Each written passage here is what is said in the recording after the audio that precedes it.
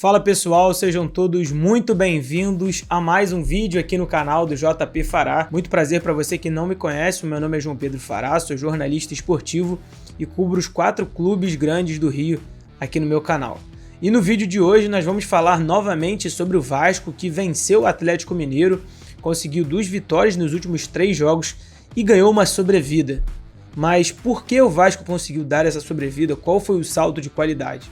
E você vai conferir tudo isso no vídeo de hoje.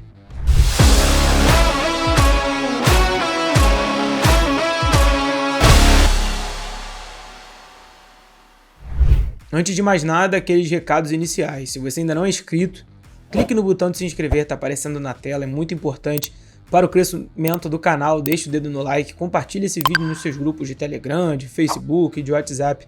Compartilha aí, manda esse conteúdo para os seus amigos que são vascaínos e, claro, também para quem gosta de futebol carioca. O Vasco venceu mais uma vez, mostrando a força da sua torcida.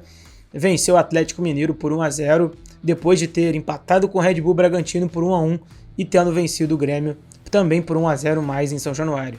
E nesses últimos 3 jogos o Vasco conseguiu 2 vitórias e conseguiu agora dar pelo menos uma sobrevida.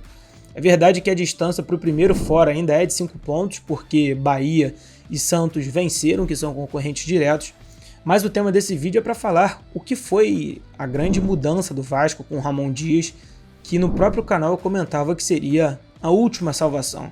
A chegada de um treinador desse porte como é o Ramon Dias daria uma nova vida, uma sobrevida, mas sozinho não conseguiria fazer nada. Bom, para mim, claramente os jogadores como Paulinho, Pablo Verratti, Medel, Praxedes, esses 4 jogadores que chegaram e entraram de imediato na equipe titular, deram uma outra cara. Eles são jogadores consistentes, fisicamente são bons jogadores e, acima de tudo, sabem jogar. O Vasco era composto desde o início da temporada, e isso foi uma grande crítica minha aqui no canal, por jogadores da base, jogadores inexperientes e que por isso não conseguiam desempenhar, né? Vale destacar que antes deles o Vasco tinha 9 pontos, então o que eles conseguiram fazer foi, de fato, mudar o patamar dessa equipe, né? Começando pela defesa, o que joga Gary Medel é um absurdo o que esse chileno, bicampeão da Copa América e muito experiente, tem jogado como zagueiro. Ele iniciou com o Ramon Dias no Vasco como volante, não deu certo definitivamente nos jogos contra Atlético Paranaense e Corinthians, e de maneira muito certa a comissão técnica da equipe de Ramon Dias mudou, colocou Gary Medel, apesar da baixa estatura, para a zaga, e foi para mim o segundo melhor em campo nessa vitória do Vasco contra o Atlético Mineiro.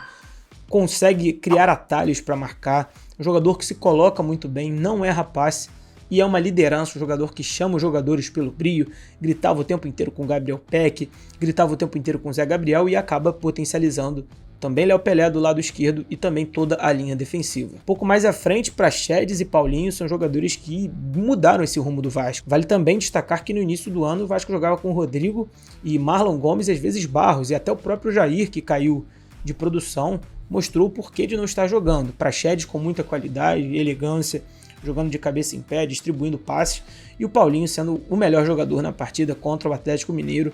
Veio do futebol árabe desconhecido e é um ponto sim positivo do scout do Vasco ter contratado esse jogador, ter mapeado e fechado essa contratação. Ele arrasta o gramado, ele consegue ditar o ritmo de jogo, consegue cadenciar no momento que precisa cadenciar, e num time que ainda não tem o Dimitri Payet, que está treinando a forma física, ele faz também o papel de 8 e também o papel de criação de camisa 10, e na partida contra o Atlético Mineiro a vitória passou com certeza pelos pés dele. E mais na frente a grande deficiência do Vasco, que ainda é o pior ataque do Campeonato Brasileiro, com 15 gols marcados, é do argentino Pablo Verratti, que veio do Belgrano. Tem 34 anos, um jogador alto, mas que tem uma capacidade muito boa de colocação, de segurar os zagueiros, de fazer o pivô, e que marcou 2 gols nos 2 primeiros jogos, tendo sofrido pênalti no jogo contra o Red Bull Bragantino e no jogo contra o Atlético Mineiro, ele que cabeceia para a defesa do Everson e para o Serginho fechar a conta e marcar 1-0 para o Vasco. Então o tema desse vídeo é de que esses 4 jogadores mudaram completamente a cara do Vasco. E ainda volto a afirmar, é pouco ainda. Deveria ter contratado, por exemplo, um lateral direito. No jogo contra o Galo, Robson Bambu foi improvisado mais uma vez, fez uma boa partida, saiu, e quem entrou foi o Gabriel Dias, que estava há quase um ano sem jogar pelo Vasco, ou até mais de um ano, e nos primeiros minutos, infelizmente, se machucou, né? Uma lesão bem triste também muscular de um cara que estava voltando, mas que acima de tudo mostra uma fragilidade na montagem desse elenco e que eu bato aqui na tecla. Não sou da pessoa que critica o tempo inteiro tudo, mas também não vou elogiar essa montagem do elenco. Melhorou, hoje o Vasco tem um time titular e algumas peças no banco, como o Rossi, como o Sebastian, como o próprio Jair, que vai ser banco, mas ainda é pouco em algumas peças. Por exemplo, o primeiro volante depender apenas de Zé Gabriel, ainda acho temerário para as próximas 19 partidas que o Vasco tem para fazer. Também acho temerário não ter outro lateral direito. Se o Puma Rodrigues não é confiável, você precisa ir ao mercado, ainda que no mercado mais restrito, e agora a janela só está aberta para quem não tem contrato, né, não tem clube, você ir atrás de algum jogador para tentar fazer essa posição.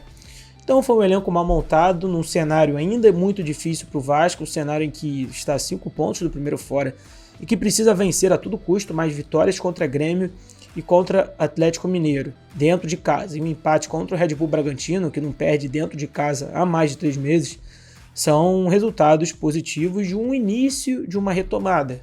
Volto a ressaltar aqui, ainda é difícil, a matemática ainda é dura com o Vasco da Gama por conta da péssima campanha no primeiro turno, mas que com Ramon Dias, com esses jogadores que começaram a se identificar com o Vasco e com a torcida voltando, sim, o cenário começa a ser mais interessante.